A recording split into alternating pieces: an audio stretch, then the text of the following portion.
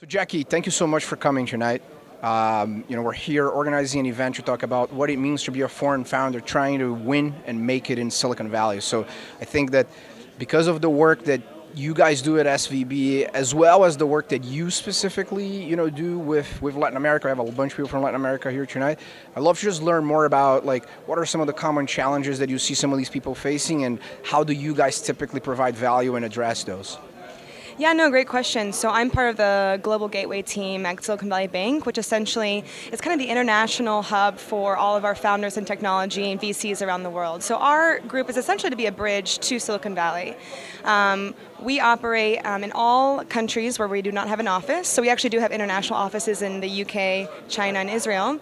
But everywhere else, such as Latin America, Russia, Eastern Europe, we have clients and there's technology and great innovation coming from those areas, and they need banking services. And not just banking services, but also support to get to Silicon Valley and also financing. So we do a variety of different things and to really truly be a partner to them, not only in their country, and so we also work with funds, but then to help them come here and set up a truly global business. Because as you know as well, global business is kind of what you have to do now to kind of make it big. So can you tell us a little bit more about what are actually all the initiatives that you are helping lead at Google, and also give us an order of magnitude of how global the reach of your programs are? Perfect. So one, we're happy you guys are here. That's a big part of what we do is work with partners around the world. So all that we do is provide the mentorship for startups around the world, and we're building the expertise of what helps startups in emerging markets be successful.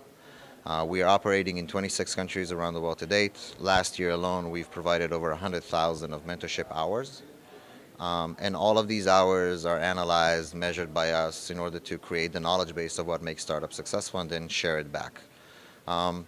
When we look at startup ecosystems around the world, we have four stories we want to tell. One is obviously the success stories of the local startups. So we want to see a lot of startups coming from Brazil, from Mexico, from Argentina, from Colombia, from Vietnam, from Thailand. We want to showcase them here in Silicon Valley and help them build a successful company. The second thing that we do is we train mentors. So just in our accelerator here, we had 100 mentors from around the world, from about 20 countries. And what we've built is an amazing community of mentors around the world that work together. Third thing that we do is we work very closely with investors, because eventually they are the providers of fuel for all these ecosystems. So the more we have investors work with us and share the knowledge between Silicon Valley and emerging markets, we believe that's a huge area of influence. And the last thing we do is we also work with the governments. Eventually, government is a strong enabler for a startup ecosystem. So that's the fourth story that we're trying to tell through the program. So K&L Gates, my law firm, is a big international firm with 46 offices worldwide. We have an office in Sao Paulo, Brazil, in a lot of cities all around the world, Europe, Asia. And we do a lot of work with foreign founders and foreign startups that are either coming here to start their businesses here from scratch, or they want to set up a subsidiary here.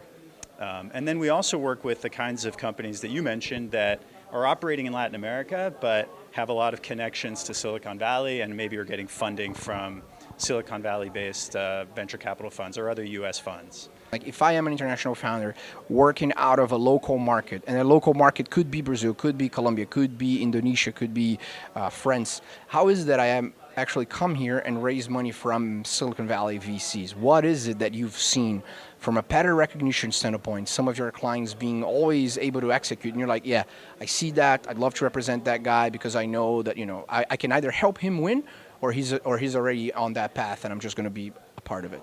Yeah, I mean, there's already so many ties between the local ecosystems like in Brazil, Mexico, Chile, and Silicon Valley.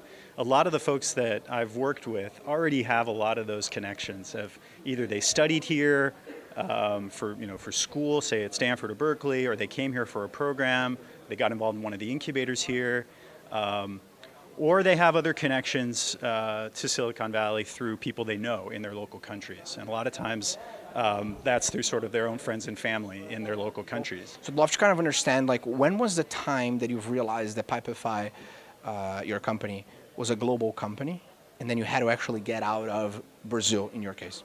Yeah.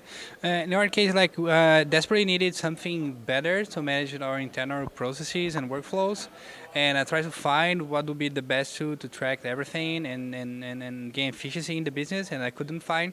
That's when I had the idea of Pipefy, and then I kept looking around, trying to find something similar, and I couldn't find. That's when exactly I had the idea. Hey, this is not something local. Actually, it's a global problem. Every business needs to be better managed, and that's when I realized that actually I was in front of a global opportunity. And Great. And then, and then the first step here, I would say probably was when you were accelerator, right? Like you went through the 500 startups program. What was your decision when you applied? And like, what were some of the things that being part of the program actually brought you as a result of it? Meaning, if I'm a founder, I'm watching this and I'm not in Silicon Valley yet, is it worth for me applying to one of these programs? What it can do for my startup and my life? yeah, I think like a really good accelerator, they can leverage you a lot in several different areas of your business. First thing, definitely, they teach you how to be aggressive and how to think big and how to change the market. And they help you on a daily basis, not just on fundraising, but on how to scale up, how to be aggressive on your sales, how to manage properly your business, your unit KPIs, and this definitely changed the way we've been managing the company when we started. For you, your very first step here was going through an acceleration program, right? You went through YC. And how was that basically in terms of like how much did that actually change your next steps as a company? Curiously enough, Y Combinator was the one place where what I just said didn't matter. They are highly optimized for founders from all over the world, and they only care about your product and your growth, and it's really relevant who you are and where you're from. Y Combinator helped us think bigger, definitely. It's not that we weren't thinking bigger, but Y Combinator connects you with such incredible people that it makes you really think that you're not running fast enough. And I think that's a default behavior and a default attitude for founders that creates better founders. Sadly, this is the kind of thing that you cannot do, like find life balance between work. No, that doesn't exist with founders. The only founders that succeed are the ones that absolutely commit to the idea and try to work the hardest. And I think that sometimes it's easy to lose perspective when you are elsewhere, but here, because so many people are creating such incredible things, you have this anxiety and fear and constant doom and dread that you're not going to be good enough. And even though it sounds horrible, it's one of the key things that creates incredible companies. And it's good to have it there, like this level of competition, of good competition. It's not like people are trying to kill each other or anything, but you just feel, I have to be better. I have to be way better. This is not good enough. Before moving out here, I got to come out here a few times to meet with people, to meet with some of our users and customers and with people who are in our space. And what I got to realize is that Silicon Valley really is where technology happens. So this is where you see the technology companies, the developers, the big startups, and it just made a lot of sense for me to move here. So I think that it was a realization that was built over time rather than one moment. And then, what were some of the first steps that you faced when you actually made that decision, right? Like I'm going, and then what? I feel like first of all is figuring what you're going to do when you get here. So, I kind of try to imagine myself just landing here in like SFO with a suitcase and a backpack.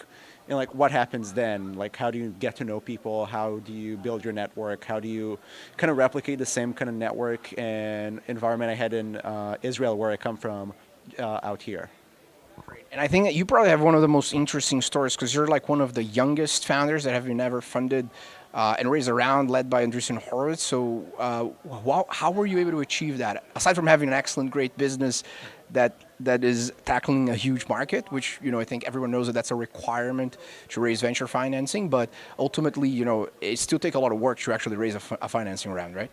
Yeah, and I feel like what we ended up doing is building a big company, going after a need, as you said, bringing in real use cases and real customers, and then trying to show it in a compelling way to a lot of the VC investors out here in Silicon Valley. And that's what sold to them. and I think that it resonated with what you're looking for. As an immigrant founder, as you know, the first Japanese founder to actually have been through a program like Y Combinator, what were some of the challenges that you faced when you came here? Right, I think that a lot of people just immediately they'll just show up, come here and think that they'll be able to build a company and raise money from investors. I'd love to just kind of like share a little bit about your story. Well, what were like the first 90 days, some of the challenges that you have faced, and the lessons learned? Yep. So in 2011, we decided to start a company.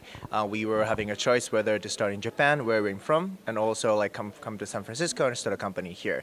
We thought there's bigger chance and dream in here, so we just came here. We were just reading TechCrunch, all tech articles. We thought if you come to San Francisco, you can meet investors on street and raise money from there on spot. Obviously, that didn't happen, so that was a long story. But we got into Y Combinator in 2012, and then since then, like everything has been changed. What do you think are some of the common challenges that, as a foreign founder, you face when you come here? Yeah, I think that realizing the reality is the first thing. Like when you look at all the articles, when you know that San Francisco is the biggest city, you think that there are a lot of investors who wanna, give you money. But at the same time, the reality is that there are so many other startups as well that are trying to raise money from investors, that are trying to recruit the same talent, trying to talk to the same customer that you're trying to acquire as well. So realize the fact that realize the reality that there are so many number of entrepreneurs and startups trying to do a similar thing as you, and you have to outstand them. You have to make sure to be the unique startup. Otherwise, you're going to be one of the million startups in the world.